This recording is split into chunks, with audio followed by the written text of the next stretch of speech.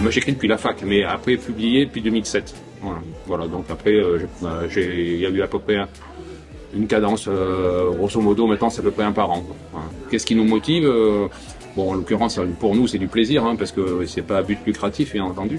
Mais c'est nous, en même temps, on est des maisons d'édition indépendantes. On est obligé d'aller, enfin obligé, c'est pas une obligation, mais je veux dire, c'est quand même bien d'aller au devant des lecteurs aussi, parce que on n'a pas la puissance de communication des maisons d'édition parisiennes, par exemple. Hein, donc, il faut aller au devant des gens pour faire son réseau de lecteurs. Donc, c'est un travail de relativement longue haleine. Hein, donc, voilà, on capitalise un peu sur les salons, et puis ce qui permet effectivement d'une année sur l'autre, quand on refait les mêmes salons, de revoir des gens et puis peuvent avoir aimé le livre l'année précédente, ils rachètent ainsi de suite. C'est un effet boule de neige.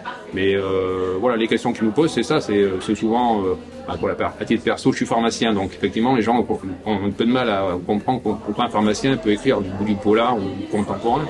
Ben, je leur explique que c'est pas incompatible, c'est que j'écris surtout pour me sortir de ma bulle pharmaceutique, par exemple. Il y a énormément de gens qui écrivent, et puis après il y a un peu moins de gens qui sont publiés, et après il y a encore un peu moins de gens qui sont lus.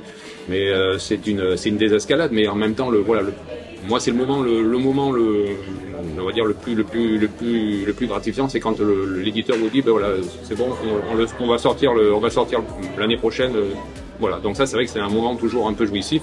Et après, c'est le moment d'aller sur les salons. Moi, c'est ce que je préfère, aller sur les salons, comme ici, justement, pour faire du prosélytisme et puis parler de ce que j'écris. Et voilà, mais c'est les deux moments, voilà, le moment de la bascule où on a l'accord de l'éditeur, et puis après le listing des salons qui tombe, et ça, c'est bien.